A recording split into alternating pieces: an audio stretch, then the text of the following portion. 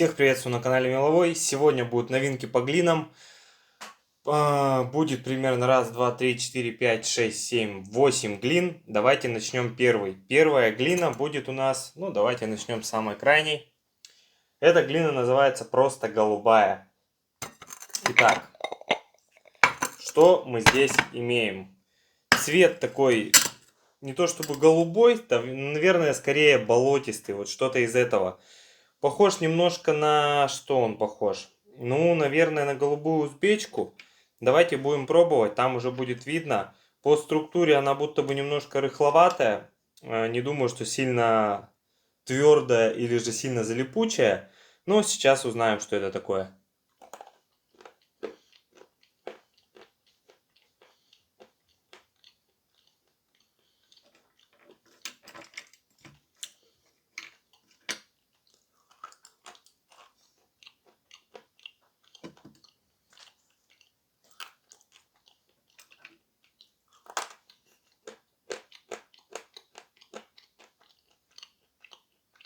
Нет, все-таки по цвету, по структуре и по вкусу она похожа на кимбрийку.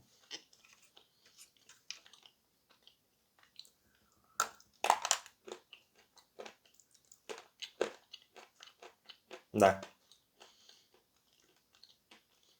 Но залипание у нее гораздо меньше, хотя оно все равно присутствует.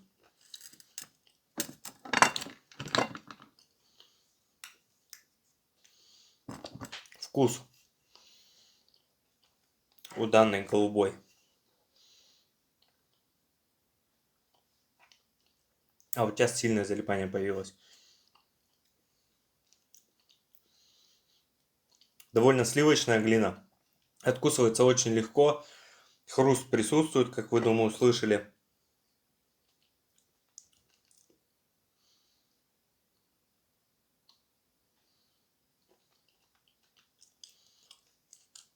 Небольшое скрежение вот это на зубах также присутствует. Вот один в один, как кимбрийка идет.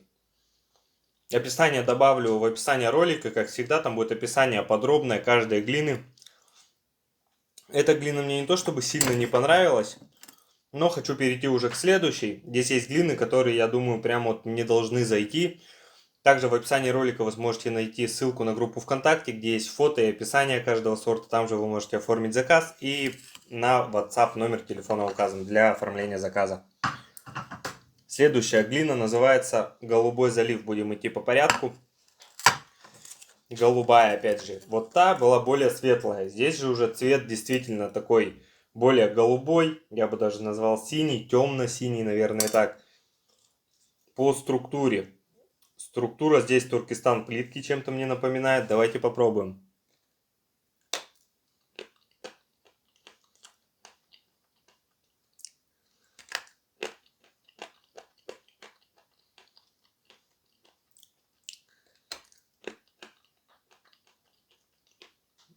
Эта глина идет уже более твердая.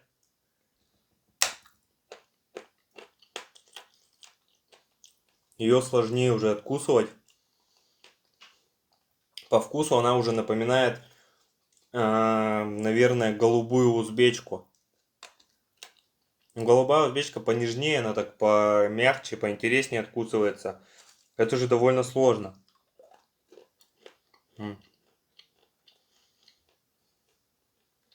Какой-то кусок попался, очень мягкий. Хотя сама по себе вот это очень твердая.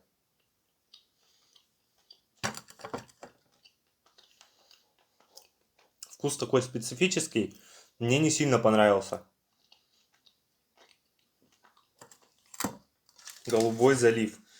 Описание обязательно в интернете найду и закину, и со своим сравню.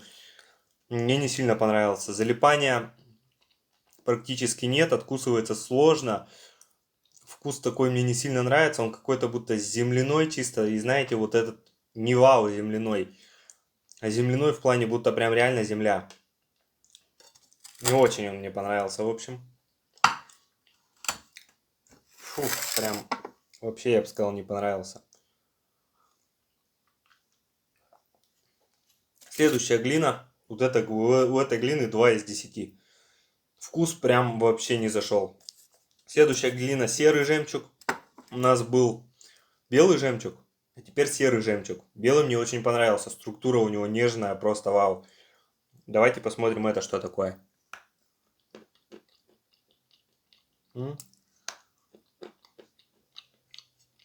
Очень легко откусывается.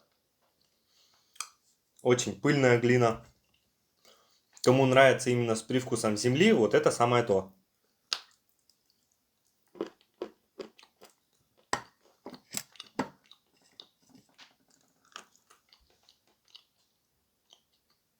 Вкус глиняно-меловой именно очень пыльный, насыщенно пыльный. Скрежения на зубах здесь уже нету. Правда, она из-за того, что она вот таким цветом, серая, да, во рту у вас, конечно, каша будет конкретная.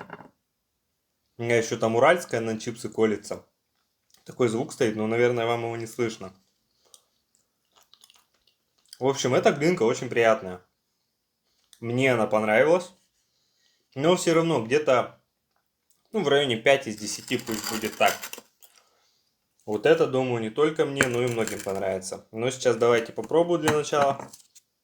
Это маргаритка называется. Цвет у нее как у Астаны, практически любой, кроме фиолетовой и розовой.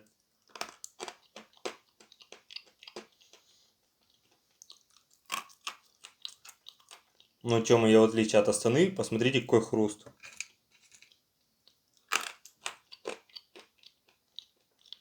Очень классная глина.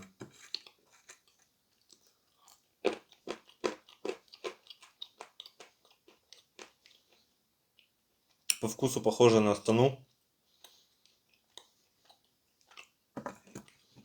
По залипанию тоже. Вкус такой молочный. Пыльно даже ближе меловой, чем глиняно-меловой. Или просто глиняный. Надо было салфетки взять, а то после предыдущих глин у меня вот эта белая глина стала не белой. И знаете, еще вот появилась Астана третья. Она такая более хрустящая идет. Так вот это будто один в один Астана 3. Опять же, сколько продавцов, столько и названий, как говорится. Но, по сути, Астана у нас из-за границы идет, а это российская глина. Поэтому, я думаю, схожесть она тут имеет место быть. Вкусненькая. 7 из 10. Очень наравне с Астаной. Любителям Астаны глина маргаритка очень понравится. Поехали дальше. Следующая глина, пусть у нас будет вот эта ундоровская. Так вот она выглядит. Такой фиолетовый цвет. И судя по тому, что та глина на Астану была очень сильно похожа, вот про это я бы вообще так не подумал. А вот сейчас она очень сильно, смотрю, похожа на Астану фиолетовую. Что же будет по структуре?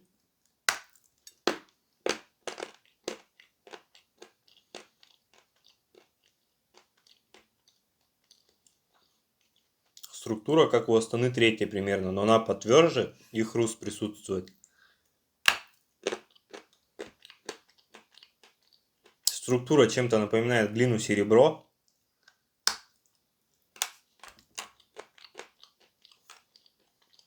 Вкус такой приятный, молочный.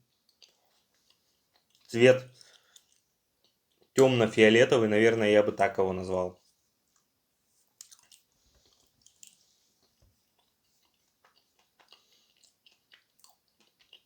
Во вкусе что-то еще прослеживается, понять это не могу.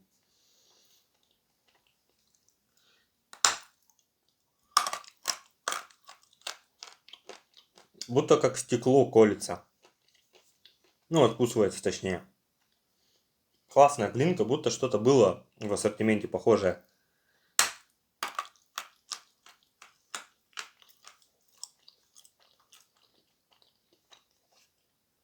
Присутствует залипание, которое примерно похоже на глину маргаритка. Также такое сладкое послевкусие у нее. Интересная глинка. В общем, она мне понравилась. примерно 8 из 10.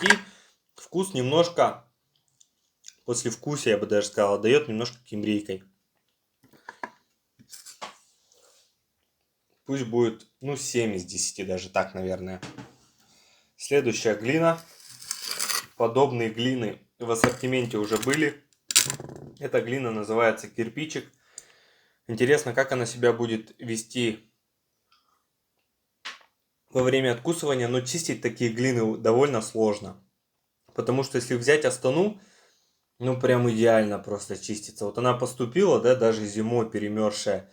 Дал ей там немножко, буквально пару, не знаю, часов, грубо говоря. Она чуть оттаяла. Все, чистишь ее, просто супер чистится. Вот такие же глины вообще фига чистишь. Ну, приходится это делать, что поделаешь.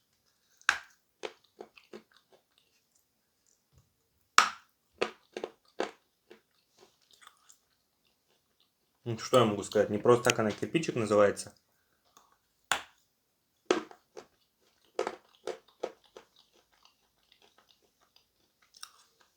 Очень сильно по вкусу, по виду похоже на огонек. Огонек слоистый.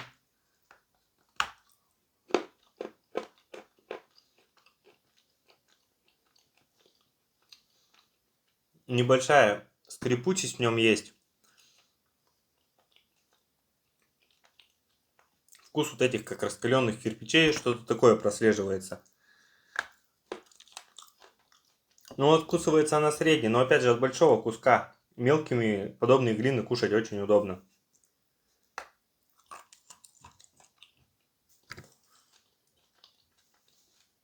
Залипания, конечно же, здесь никакого нету. Здесь есть очень насыщенное пыльное послевкусие.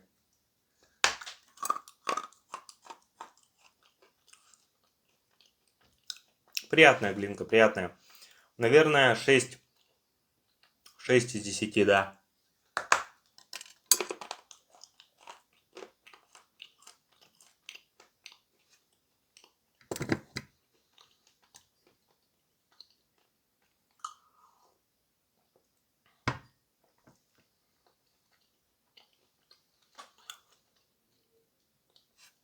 Предыдущая глина еще осталась. В общем, поехали к следующей. Следующая довольно популярная глина. Называется она халва.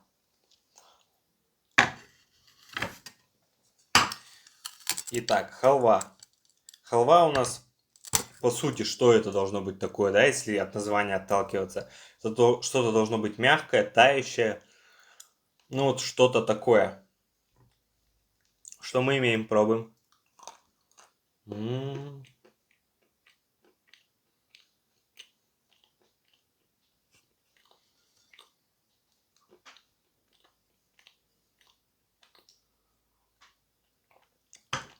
Прям один в один, как сказал. Это что-то очень мягкое, очень тающее.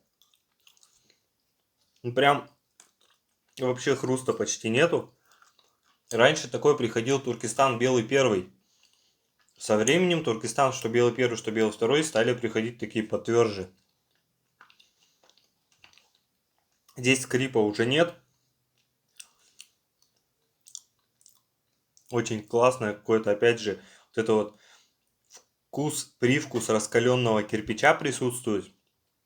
Очень сильно похоже на серый жемчуг, но серый жемчуг откусывается немножко с таким хрустом и небольшой, как сказать, ну сам хруст он там присутствует, здесь же его нет вообще. То есть, может что-то и слышно, но он уходит моментально. Даже от большого куска она будет откусываться легко. Ну, ей название очень подходит. Халва, вот прям один в один халва. Господи, и по вкусу тоже Туркестан напоминает. Вкусная. Именно вкусная. Структура мне не очень нравится, что мягкая. Какой насыщенный пыльный вкус.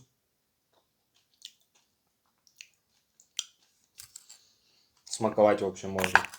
Последняя глина из этого списка. Это кофе. Выглядит она по цвету как голубая. Первая самая, которая была. Давайте попробуем.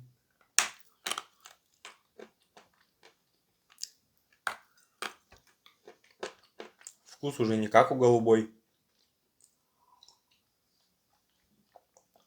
Ну, халва вкусная прям. Послевкусие от нее все еще остается.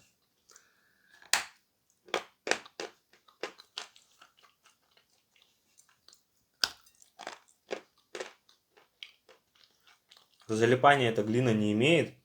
Опять же, структура очень похожа на серебро. Серебро, либо... Какая же глина, как она называлась? Эх, не вспомню сейчас название. В ассортименте уже около 100 просто глин, поэтому уже сложно ориентироваться. Особенно, когда новинки все поступают и поступают. Если старые сорта взять, такие как Астана, Туркестан, Узбечка, та же самая Кембрийка, Радуга, эти сорта я уже очень хорошо запомнил, потому что в ассортименте они появились более 2 лет назад. Это же все новинки. От большого куска неудобно, не очень удобно откусывать. В принципе, даже если взять практически любой мел, от такого кусочка не очень удобно будет кусать. Поэтому и с глинами также. Фига себе, не то что неудобно, фиг откусишь. В принципе, как реально, как и серебро, но была, еще одна, похожая на серебро, но структура у нее другая была. И там прям нужно было колоть на мелкие кусочки. А вот глина-серебро, она как в мелу песчанка примерно. То есть она идет такими пластинками. Ее удобно было кушать. А вот вторую глину, ее нужно было колоть, потому что она большими кусками шла. Вот с этой тоже очень вкусная, интересная. Структура вау. Сладенькое послевкусие тоже у нее присутствует.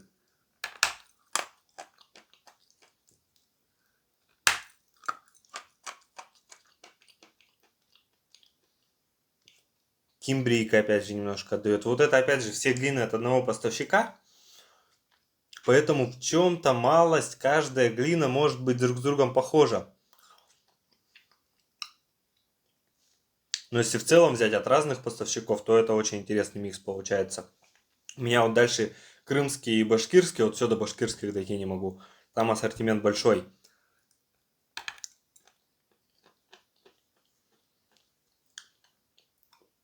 Но если честно, я думал, что кофе будет немножко другое. Но я был приятно удивлен, потому что мои ожидания это все превзошло. И она оказалась повкуснее. Что будет в следующем ролике? Вы напишите в комментариях, пожалуйста, кто пробовал что-либо из этих глин и кому что понравилось. Здесь у меня набор, который будет в следующем ролике. Вот такой вот кусочек песчанки, довольно крупный, хорошо очищенный, просушенный. Вот такая вот плитка собственного производства. Плитка, по-моему, новый оскол. Потом вот такие вот два бруска. Один, по-моему, это Петропавловка, а второй брусок я делал сам из старого оскола. Вот песочные сорта, они же не пилятся, вот я решил сам сделать. Ну, посмотрите, один в один. Просто не отличаются.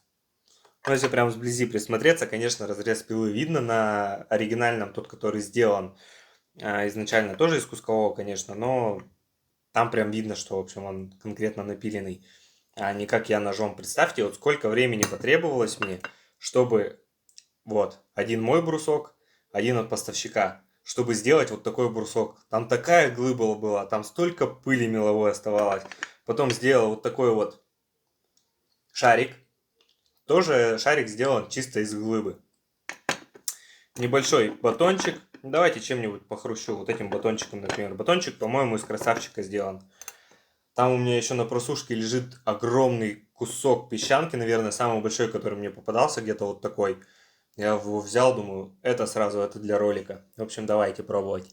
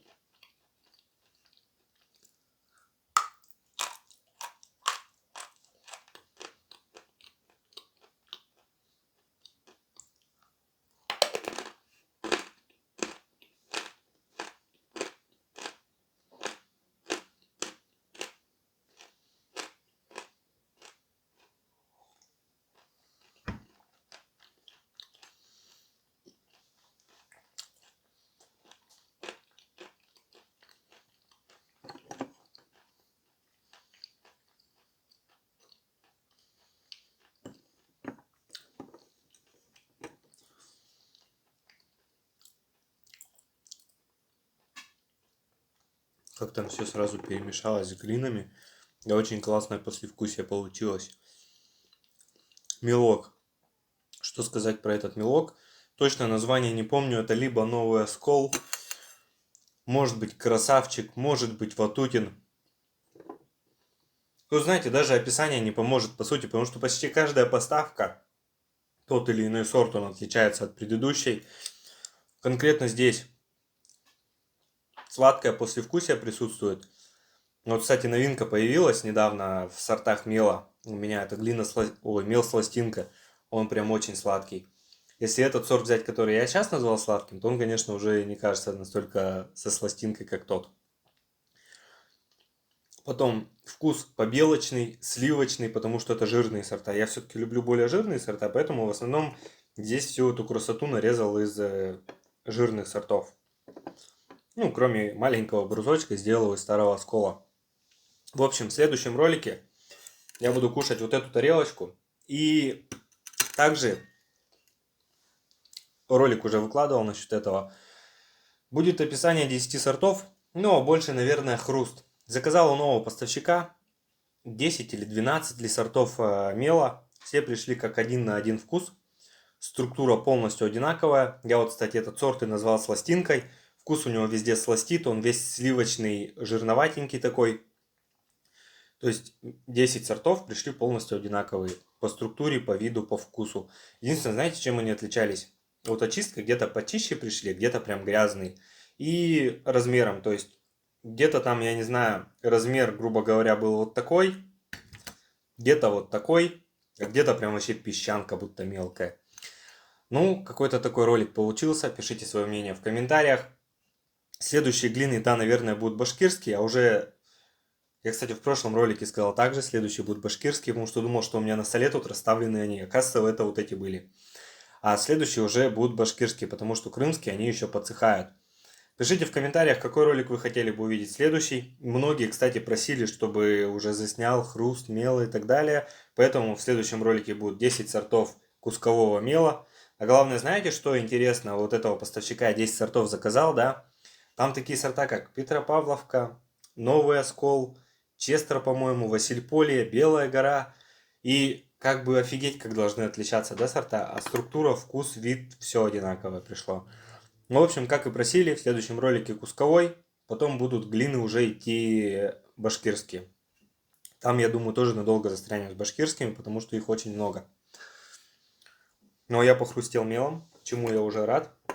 Давайте откушу еще от вот этого кусочка. Вот это, скорее всего, Эллен либо Красавчик, потому что они все в идеальной просушке. Но, тем не менее, даже если показать вам вот так, этот кусочек, он прям темнее идет. Такой голубоватенький, наверное, даже я бы назвал. А таким приходит обычно либо Эллен, либо Красавчик глиномел.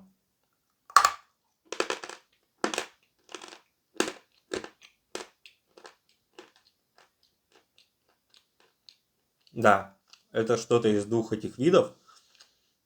Потому что у них такая особенность есть. Во-первых, хруст откусывания, он такой глухой, резко уходит в очень-очень такую тягучую кашицу. Вкус немножко будто бы кислит. Это вот именно у этого глиномела такое.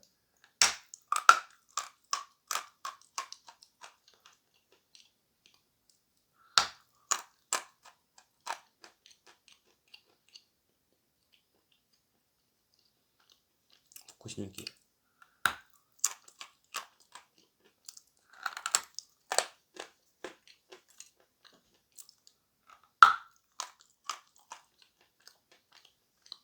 Хруст тут шикарный только когда откусываешь. А самый шикарный хруст в плане мела это все-таки у сорта тюменский кокос. Крупинка лучше всего хрустит и держит этот хруст. Да, наверное, сложно еще какие-то сорта подобрать. Потому что если мы возьмем жирные сорта мела, они довольно хорошо хрустят при откусывании. То есть ты вот откусил его.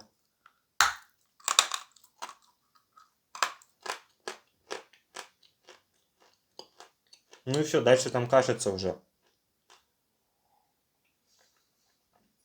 Если мы возьмем сорт крупинка, то там хруст, конечно, конкретно держится. У меня такого же размера есть пиленый крупинка. Я его на следующий ролик добавлю. Мы сравним, как хрустит у нас старый оскол, как хрустит, это, по-моему, Петропавловка, и как будет хрустеть сорт крупинка, тоже сухой. Потому что крупинка есть сухой, жирный, длинномел и песочный. Ну, в общем, ставьте лайк. Жду вас всех в комментариях.